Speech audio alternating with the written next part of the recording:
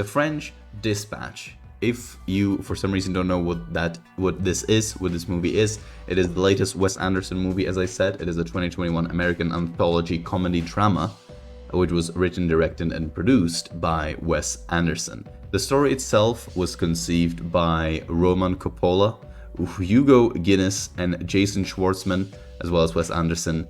And it features a very cool, large ensemble cast of many of my favorite, and I dare say many of your favorite actors, like, oh, I don't have them written here, but there is Benicio del Toro, Adrien Brody, Tilda Swinton, Lea Seydoux. There's also Christoph Waltz, Timothée Chalamet. It's, and Willem Dafoe as well. The funny thing is, all of these massive actors that are like brilliant in their roles have occupy a very small role for the amount of talent and experience that they have. They usually play in very, very small roles, interestingly enough. So that is one interesting tidbit about the movie. The first segment, essentially, it's separated in separate segments. And what you have to understand about the movie as well is that it's done in a theme of a magazine that is called the French Dispatch of the Liberty, Kansas Evening Sun, essentially.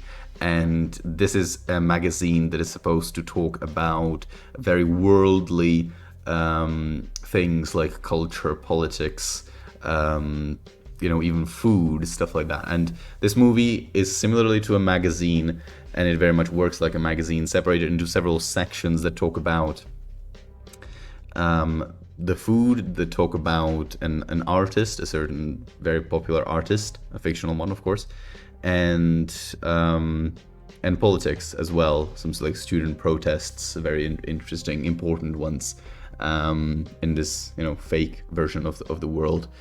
And it is a very magazine mosaic style of storytelling that kind of caught me by surprise, but it was entertaining and engaging throughout, for sure. When the film was officially announced, Wes Anderson said it was a love letter to journalists, essentially. So that is something to keep in mind as well, that it is supposed to be somewhat directed at them, and they are the heroes, essentially, of the story. The one thing that I should say at the beginning is that I only watched parts of some Wes Anderson movies. I don't think that I've ever watched a full Wes Anderson movie. So I'm coming to this in somewhat of a lack of experience in this particular style of filmmaking. Although I do know from like film documents that I've seen, what sort of like style more or less this guy does. And from what I understand from these movies, from these documentaries, is that this very much is a Wes Anderson movie.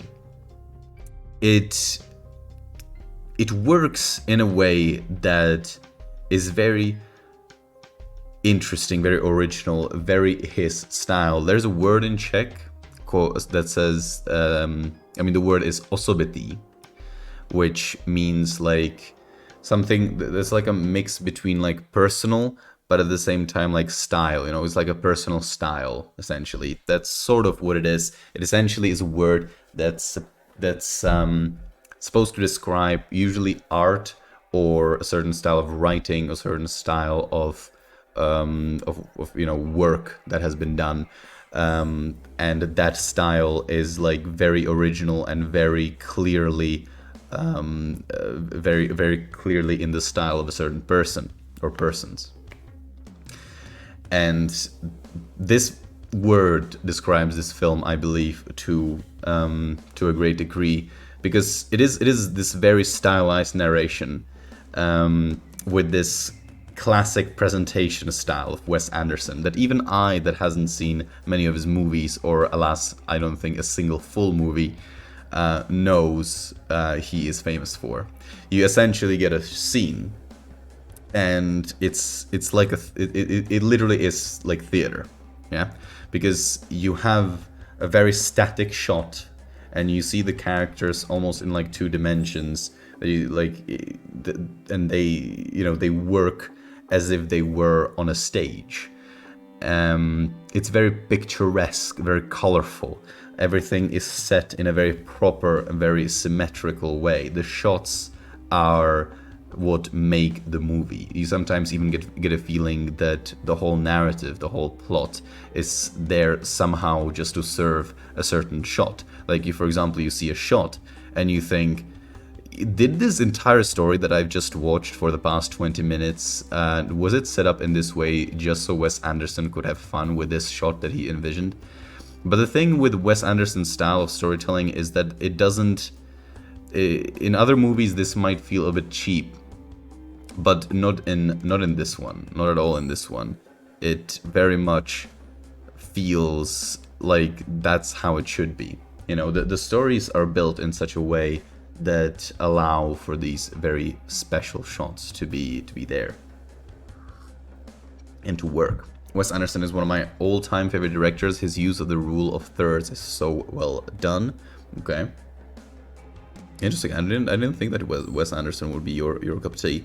I see they threw in Timothée Chalamet too. Yes, that's what I said at the beginning as well. That Timothée Chalamet was indeed one of the actors, as well as Christoph Waltz and many others. Willem Dafoe. I love the cinematography in this movie. Oh yes, the cinematography indeed was beautiful. Every frame a painting, if you will. It's from start to finish. There are things. There are so many like tiny details that are just like beautiful. It's the aesthetics and the way that everything is portrayed is just like very, very pleasing and engaging. And one word that I think I might use many times over in this review is endearing. Everything feels so endearing, from the way that it's shot, like visually, to the ever-present narration that is essentially in all of these segments. I call them chapters in my notes, but they are separated as like stories, like story number 1, story number 2. And all that, but these stories are essentially meant to be sections of this magazine, a culture section or food section or something. I'm glad I finally picked a movie you seem to have enjoyed. I think I've enjoyed many of your movies. I think you just see it that way because I really hated the last movie that you suggested. But when I go in my announcements in the Discord,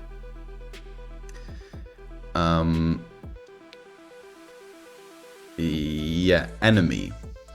Oh yeah, Enemy. That is true. Enemy was kind of like on the fence. So yes, that is also a movie that I didn't fully appreciate, I guess.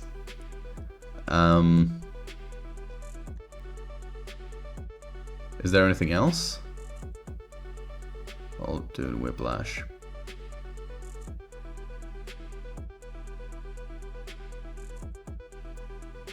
I don't see anything else. So yes, one of your movies I really didn't like. The other movie I was conflicted about. But yes, this movie I enjoyed very much indeed. So yes, no, just those two. Really, just those two? Oh, okay. I see. Well, you got it, man. It's just in a movie that I like, but don't take this the wrong way. Like I am a very critical person when it comes to art. Sometimes maybe unfairly so, And the veterans of this channel, like Cotier, knows that I shit on many things. So yeah, but this movie I truly did enjoy. And the fact that the story seemed to have revolved around writers was very much a bonus for me, of course. So I did like it. I did like that fact. The story even like started that the main kind of person behind the magazine, Anthony Horowitz, is a person that did everything for his writers to feel good, to feel like cradled, and to feel like they have space and to work, and that he took care of them essentially, which is a sentiment that I liked myself very much.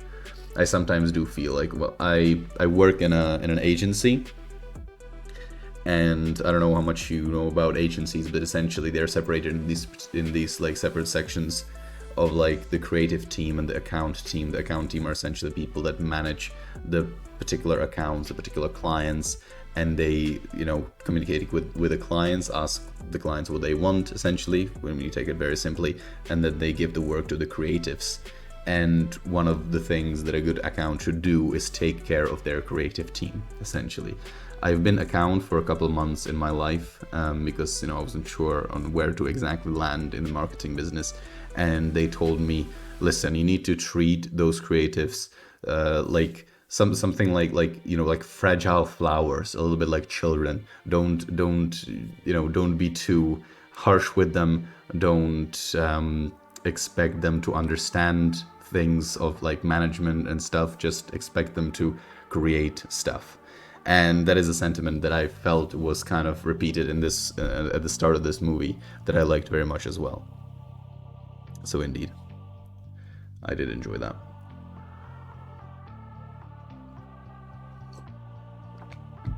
The movie identified three stories that it talked about in these segments.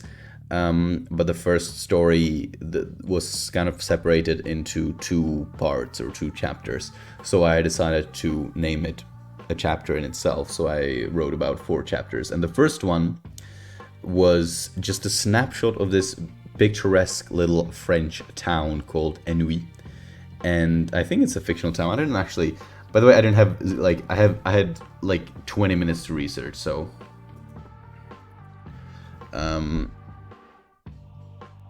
yeah, it seems.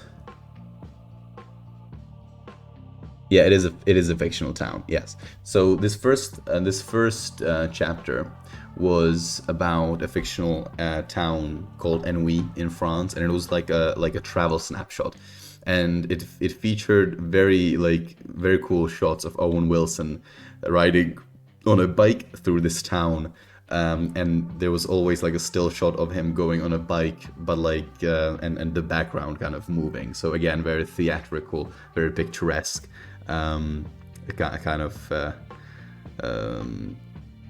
storytelling, which was always, since the narration was pretty much ever present, and it was always like a single author or a single writer in this magazine that was responsible for that particular section. It was always them that narrate. And the narration, I think, progressively became more and more stylized, but it always fit so much with the picturesque appearance of what you saw on the screen. So, the different parts of the town were very poetically described, and much like everything else in the movie, it felt almost overbearing, but in kind of like a good way. Because there was a very poetic description of so many different corners of the town, like, for example, the pickpocket cul-de-sac, I don't even like remember, like it's such a mind blast, even though I saw it like 3 hours ago. There was many like these like strange little corners that I heard about, like the quartier of the quartier of the naive students, or I don't know, the suburb of the failed old people. You know, it was like these kinds of crazy ass fictional names for fictional town that described the very particular feel that you would get about this little corner of the town, this little part of the town, or quartier. And oh hell yeah, Nighttime Static there, thank you very much for the 7 months. Hey Jakub, all is good with you? It is excellent. Nighttime Static, for those of you that don't know, is the author of the wonderful music that you're hearing right now, custom made for the stream. And hell yeah, everything's great. I feel fantastic. Thank you very much for being subscribed for 7 months. And your music is just excellent. I love it. I use it every single stream. We have a timer where the chat tells people about the originator of this song, of course, and we have the command and everything. And I must say, I'm going, like, eventually, I think I'm gonna need to ask you for for a little more, because I just love it so much. I often play the music on my way to work. I think I already told you this, but it really is great stuff indeed. Thank you. And thank you for the resub. I appreciate it, man. Appreciate it very much.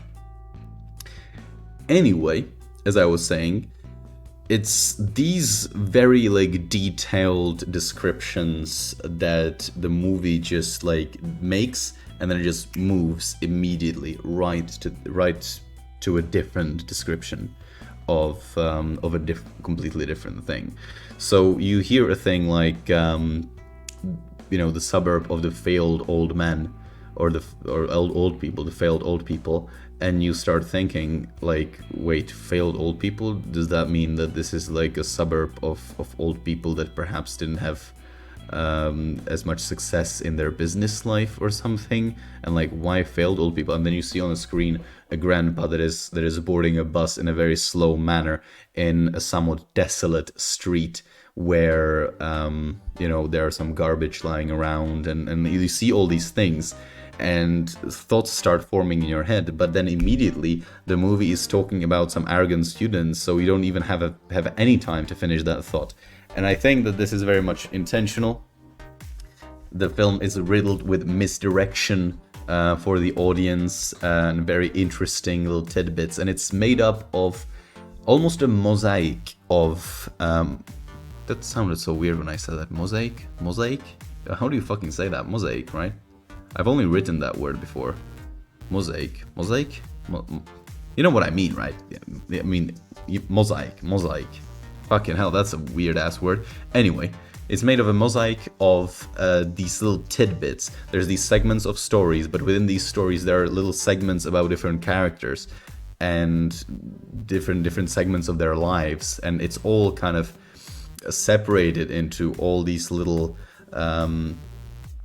tidbits, and you think you know something, you understand something, and then there is a narrative shift to some completely different area. Like, for example, the second segment, the second chapter starts playing, which is about an artist, and it opens with this one huge ass hall where there's a naked model, Léa Seydoux, portrayed by Léa Seydoux, a very good French actress, and she's posing for this artist who's clearly like very artistic. He's completely covered with paint, and he's painting something, and he approaches her and like shapes her in a way, and then goes back, and there's this little interaction between the model and the artist. And then, yes, this is the artist, because after he finishes the painting, the model goes to get dressed, and she dresses in guard robes, and then approaches this guy and ties him in a straitjacket, and you realize, wait a minute, this artist is in a mental asylum, and this is his guard. And then he's taken to a cell, and you learn that he's a homicidal maniac who needs to be there for 30 years, and you're like, what? You didn't even finish thinking about what he was painting and about the intricate interaction that they had together, because at one point he approached this naked model, Léa Seydoux, and started painting on her, and she stopped him, and you start thinking about their relationship, and perhaps like what kind of art he's creating, what kind of idea he had, and then out of nowhere he's in a straitjacket and being led to a cell, and you're learning that he's a homicidal maniac, in fact. And then you get a shot of the painting that he was painting, and it was this extremely abstract, essentially like flames, which upon like first glance looks almost as if somebody just vomited red paint onto a canvas. And it just keeps on going, and it's a shift after shift after shift. And at a certain point you realize that this is a movie that you need to watch in the afternoon like I did, and perhaps not in the evening. I originally was supposed to watch this movie last night, but it didn't finish downloading when I returned from my psychoanalysis, and I just couldn't be bothered waiting for it because it's been downloading for so long. So I figured I have to watch it tomorrow, And luckily, I did, because I don't think how well I'd be able to keep up with this if it was in the evening. It's definitely a movie that you should watch with your energy levels high, rather than a movie to watch before bed. That is my advice to you. Mosaic, like sick. Mosaic. Yeah. Yeah, so I said it right, right? Mosaic. Mosaic.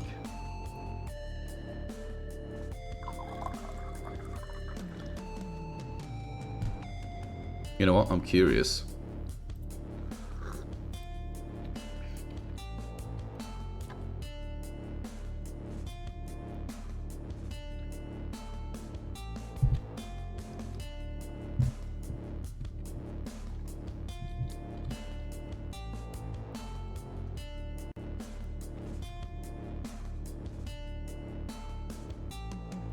Mosaic. Mosaic, yeah. Mosaic. Yeah, I said that. Alright. Is this movie streaming somewhere? I didn't find it streaming anywhere. Let me check.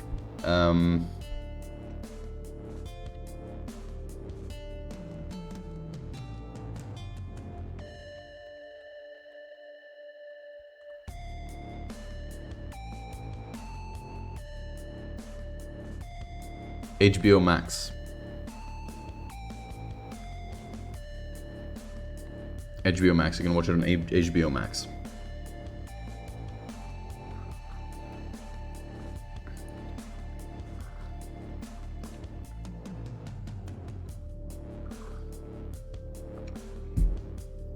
Have you done a review of the Batman? I will do the review if Shadow didn't mislead me.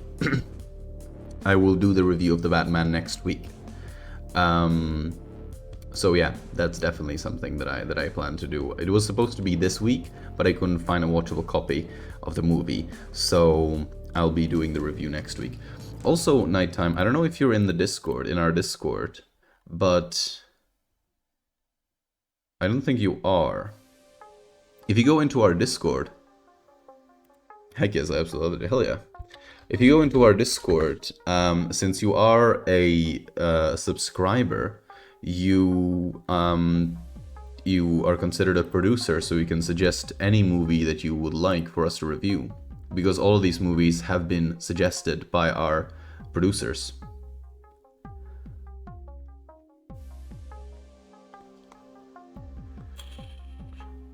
So yeah. But the Batman was already suggested.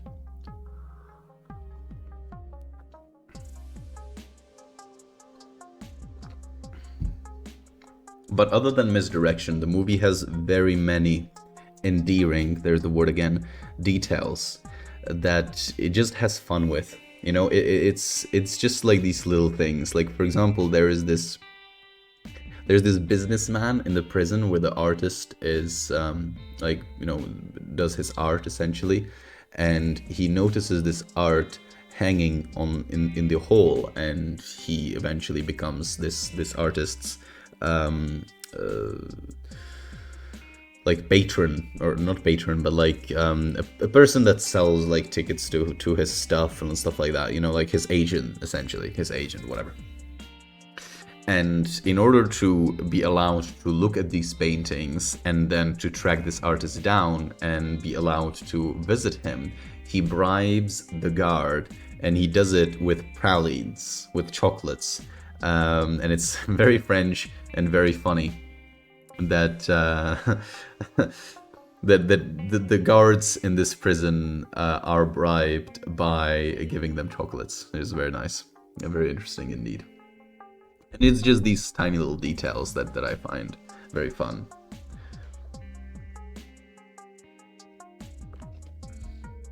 The story itself is very interesting and engaging. I don't want to really talk about the story too much, other than the style of it and how well it's portrayed, because I think that that is like an unnecessary spoiler, and it perhaps isn't the most effective way to review a film such as this.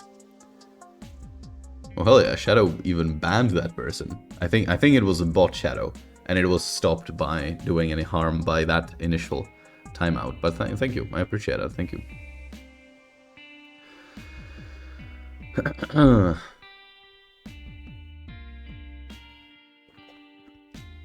But yes, that is very good. Another thing about the movie is its occasional cartoonishness.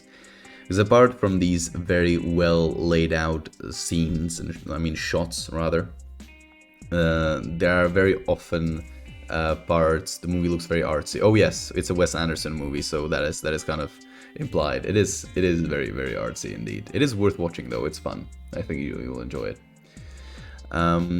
Almost like it is black and white. That is very interesting you say that, because it is actually black and white in parts. There are very seamless transitions between black and white and color and regular color short films, essentially, that the transition are like so seamless, and they seem almost at random sometimes, but they always give something extra. But I was talking about the cartoonishness, and this is perfectly timed actually, because this is essentially whenever there's in the story they talk about like wealthy Americans traveling to see this artist's paintings or murals. They travel in a plane, and that plane is somewhere above the Atlantic and during the night, and then suddenly the plane is like see-through like this, and it's actually shot. So there are like real people in this plane, and you see the whole thing, the whole see-through of like the little salons, the little seats, and I don't know what else, the kitchen, everything like that. You see it essentially like this, except they're real actors acting inside this plane. This is the only image that I was able to find, unfortunately, where it's just like laid out in like how it was shot initially. But it's these like perhaps 1 minute 30-second scenes that are there for perhaps 2 or 3 lines of dialogue, and then they are never seen again. That really like bring this movie, its style, to the forefront. There's so many of these very interesting scenes, very interesting shots. Yeah, no, I usually ban and report them so Twitch gets their shit together. Thank you, Shadow. That is very good community service that you do.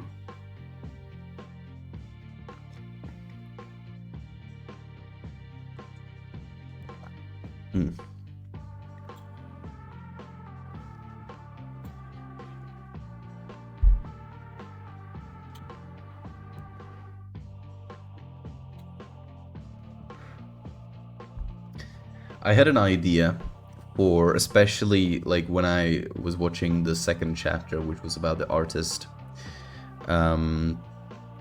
where like all of these different scenes that are very colorful and very picturesque, it almost felt like at times, especially in the second chapter, it almost felt as if you were running through a modern art gallery. That is kind of the feeling that I got while watching it.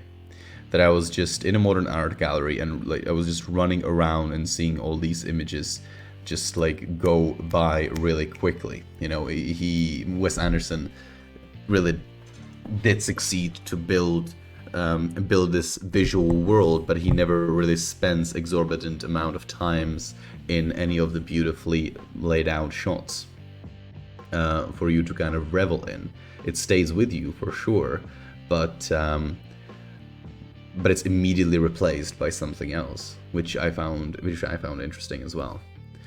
Even the dialogue is very often difficult to keep up. There are parts where, especially some characters, talk kind of like in a very annoyed, very angry voice very quickly, and they just come out with incredible pieces of dialogue of like these murals. I will need 1,000,000 arrogant advocates with double specialty in all the Yale universities, standing in all the courts where bribable judges will look, take their words for every sniveling piece of debris they thrust from their poisonous mouths, and he says something like this, and like in such a quick succession that you're just like, what? And like you have the tendency to think about every single phrase that he talks about, from the Yale universities to the double specialty to the arrogant advocates to the judges that are bribable to the courtrooms and how the courtrooms look to the poison that falls from the mouth of these advocates, and it's just in such a quick succession that it very much works with the very interesting shots and very interesting mise-en-scènes that he just rolls and just throws at you so quickly. It is sometimes difficult to keep up, but in a way that keeps you engaged for a long period of time. Indeed, I never felt bored watching this movie for even a second. Are you okay using music that is not exclusive to your channel? Meaning, I have new music, but I want to share it with everybody. Oh yeah, I'm completely okay with that. Yeah. That is a good idea, actually. I should check out your other music, and like, I mean, if you're okay with me using it, then for sure, man. Yeah, for sure.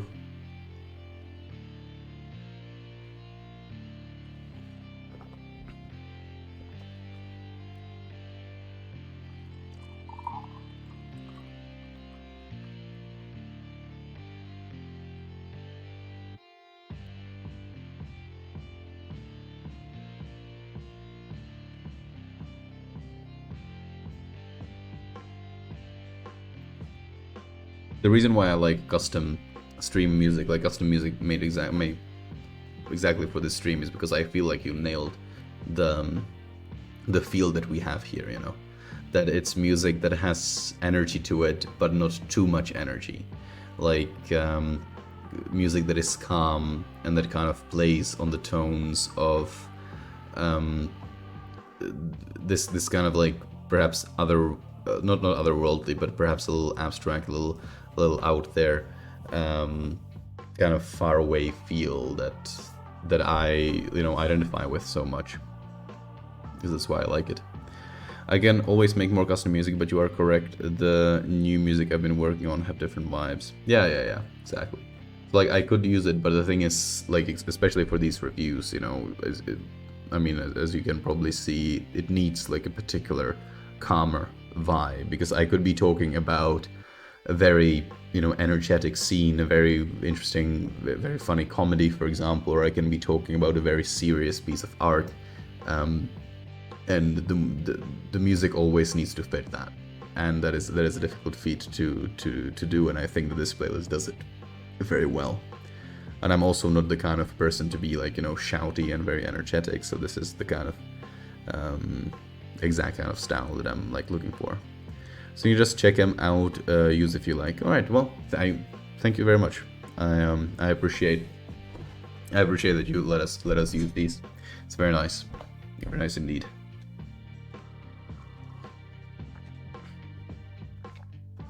The third chapter was called, and this is story number 2, Politics and Poetry. And it moved kind of from the world of art and collecting of art, and the creation of art by this homicidal maniac prisoner, very seamlessly to student protests in this same town, in this town of Ennui. All the stories take place in the town of Ennui, and the different politics and idealistic ideas that these students have, perhaps a little naive, but and somewhat arrogant in their in the way of their thinking, but also the brutal suppression of their voices by the government.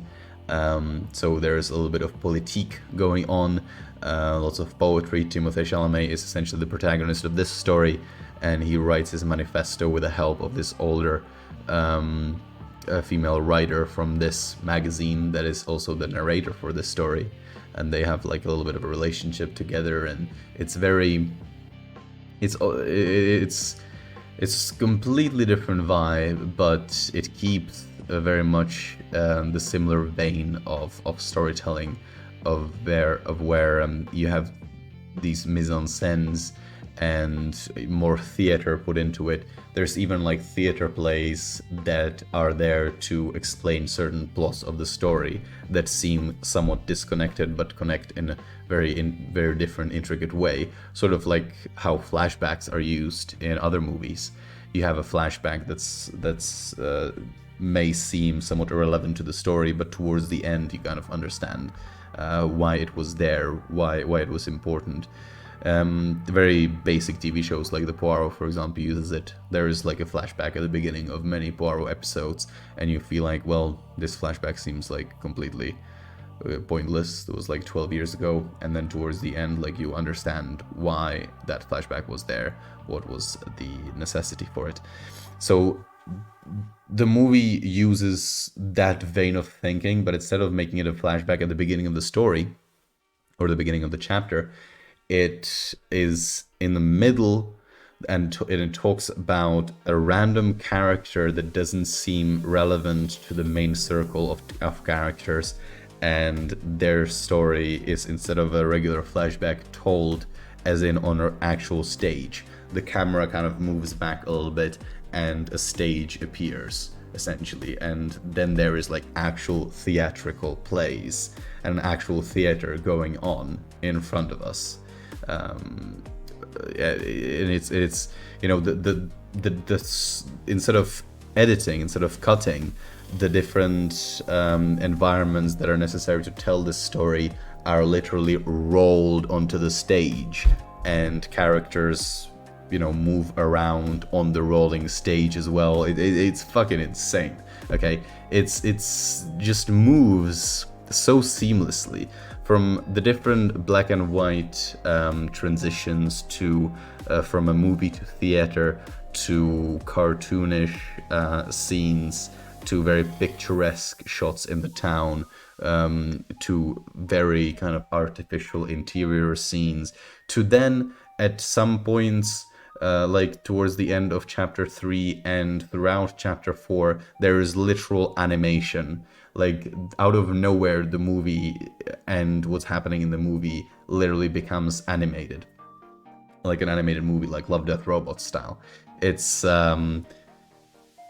just a collection of very rich, very opulent visuals that Wes Anderson has in his mind, that he kind of works his story and weaves his story around. It almost feels as if the story was this collection, this mosaic of scenes, and I've already said this, but I think that we're getting to it kind of from a different point of view now, is that this mosaic of scenes that he just dreamt up one day and figured out a story on how to connect these this mosaic. And it sometimes seem very contrived in a way that, like, it feels like just so random in some ways, and so opulent and so unnecessarily complicated. But towards the end, you always, like, it always hits you why it is like that, and why it's so crazy, and you love it for the craziness. You have this eternal feeling of endearingness towards what you see on the screen. Is it the 1940s?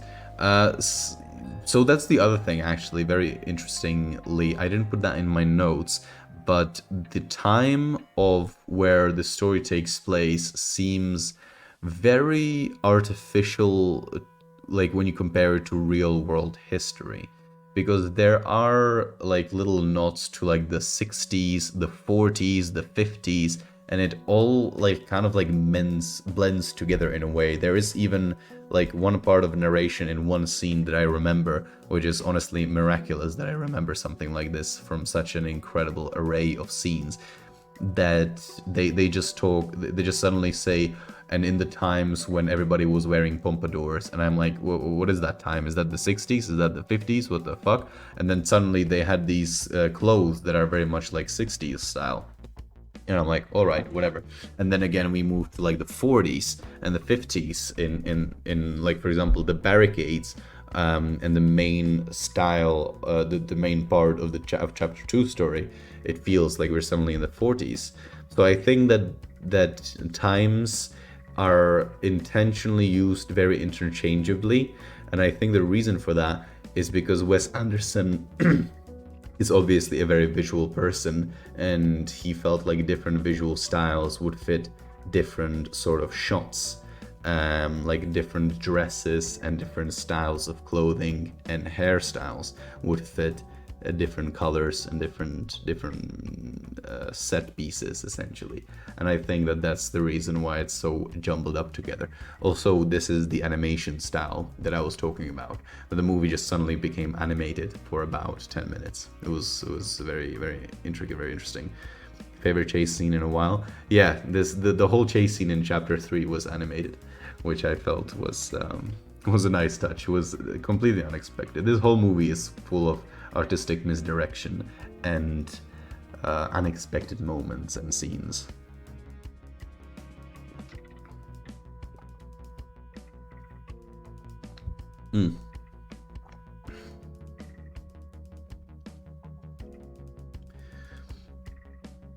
But yeah, it's definitely worth a watch. I think it's definitely worth a watch. I might as well say that now, before I forget. Like narratively, the film, apart from everything that I said, it has very interesting ways of portraying conflict, I found. So, for example, when it came to the student protests, the students essentially barricaded parts of the roads, and used it as a form of strike, as a form of protest, that they barricaded a road for the government to make certain idealistic changes. Very interestingly as well, the changes that these protesters, that these students wanted, weren't ever like mentioned in the movie, because that wasn't the important part.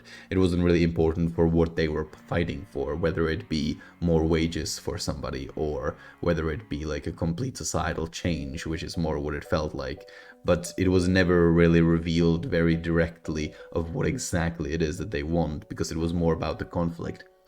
And in the very abstract nature of the stories that we are being told, the particular protest and the police like working against these students, it was portrayed that the students had a chessboard in front of them, or one student had a chessboard, and they would yell at the policeman what their move is, and they telephoned the mayor of the town, or rather his secretary, who would walk this whole palace full of like offices, and would go to the mayor and give him a message on a piece of paper that said like bishop to d3 or something, and the bishops and the mayor would say, okay, knight takes knight, and everything was telephoned to the police, and the police used huge megaphones to yell at the students, knight takes knight. And suddenly you see like this whole conflict is being portrayed through this very like out of nowhere remote chess game. And again, this kind of style is somewhat repeated in chapter 3, where a commissioner's son is kidnapped, and for the commissioner to figure out what to do upon finding where the kidnappers are, like to formulate a plan of attack, he calls his professional chef, who's this very celebrated, very good and well-known chef, and he prepares very gourmet, fine dining style meals for this commissioner. And then suddenly there is a split screen of the police commissioner eating with his dinner guests in this little shack next to where the kidnappers are, and he's eating this fine dining food, and there's a split screen of like zoom in on the particular dishes that he's eating, this micro dishes that he's eating, and the narration is of what that food is. you know, and it's a very intricate kind of fine dining style food. Of like, I don't know, I don't remember exactly the food, so I need to come up with something on the spot. Like, I don't know, fucking pigeon hearts wrapped neatly in deglazed leaves or some shit, you know, whatever. It's like this style of food, and it's always described and always on screen with a split screen of that commissioner making a plan of attack while eating this. And it's again very interesting portrayal of conflict connected to that particular segment in the magazine, in the French Dispatch. And it works very well. Subverting expectations, indeed. Jeffrey Wright could narrate the dictionary, and I would pay for it. yeah. The third chapter, or the fourth chapter rather, this Taste and Smells that I just talked about the police commissioners and the kidnapping, it was narrated by Jeffrey Wright, who happens to be the writer of this segment in the magazine. In the magazine itself.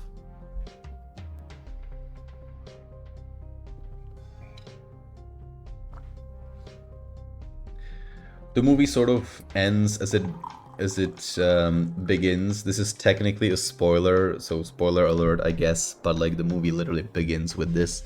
The leader of the magazine is I think Anthony Horowitz, and he dies towards the end, which is the final chapter essentially. The chapter that is called Declines and Death, where the writers all kind of like come together and start writing his story. And I must say, the ending, I had a discussion, a very like interesting discussion with King Kong Company, my friend, about ending in movies, and he told me that the ending is always the most important. And I countered that I don't think that the ending is always important. I think that a movie can be built upon the notion of like the actual, middle or the progression, or, having it separated in such a way that the ending might not be the most important thing. And he very much disagreed with me. But I think this is one of the movies that somewhat proved my point a little bit. I think that the ending wasn't really the important part, because the movie was very effectively built like a magazine, and much like a magazine, the ending wasn't that important. When you read a magazine, it doesn't really matter what the final article is. A magazine isn't written like a book. It isn't done like a conventional movie. It's very much a collection of articles, collection of very picturesque ideas and scenes and shots and photos and all that. And it doesn't really matter that much what the end is. And the end here wasn't very remarkable in any way. It was essentially just the revelation of the fact that this main guy of this of this whole magazine died, and his final wish was that this whole magazine be shut down and a last issue of the magazine given out to everybody in the world that is subscribed to this magazine, because it happens to be very successful, very popular, along with his obituary. And this essentially whole movie is made as like the final issue of the magazine. So essentially it just ends with the writers writing the obituary. That is pretty much the end. And I think the ending itself didn't offend me in any way, although it was the only thing that I didn't like about this movie. Literally the only thing that I didn't like about this movie was at the end, where the writers, where it was about the writers coming together and writing the obituary.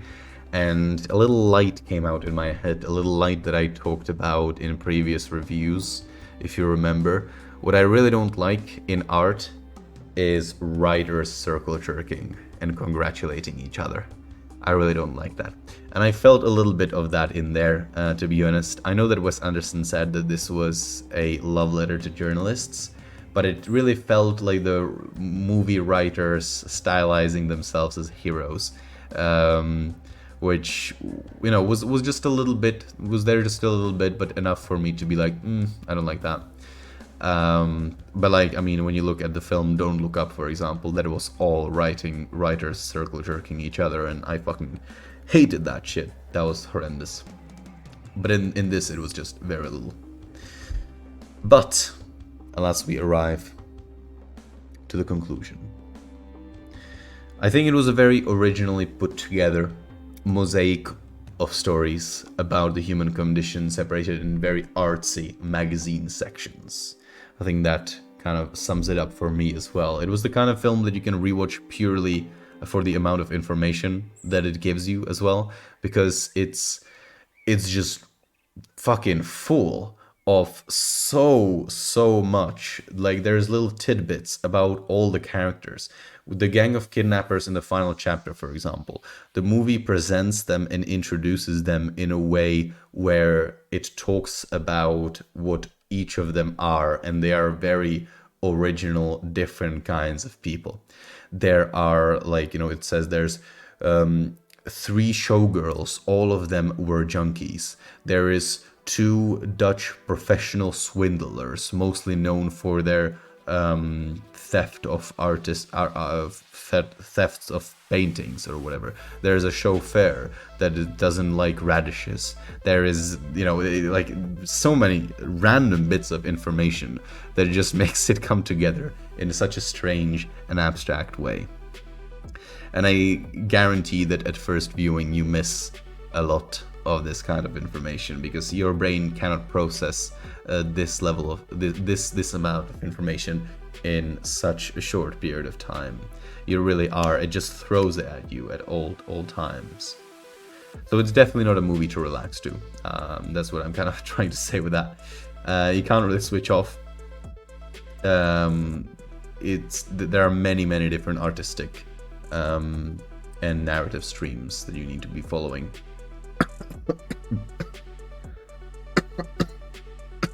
Sorry. But yes, the movie is very engaging, very artistic, and I think supremely endearing. That is the way I would describe the movie, I think. Endearing, that kind of word.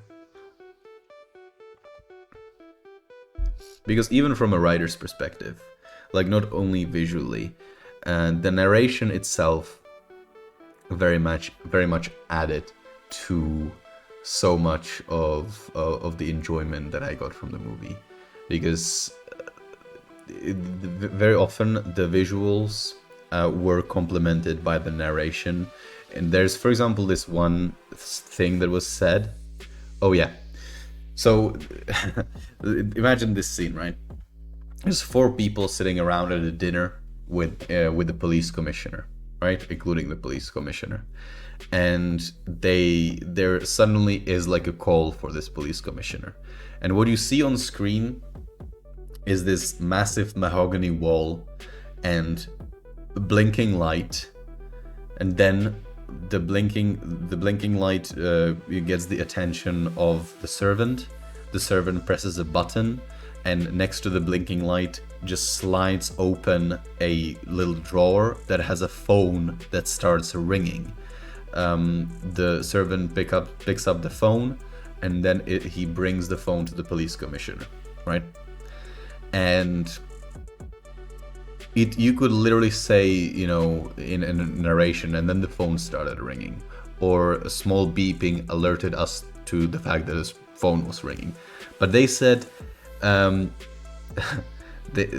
narration said, we were disturbed by an infrequently illuminated signal.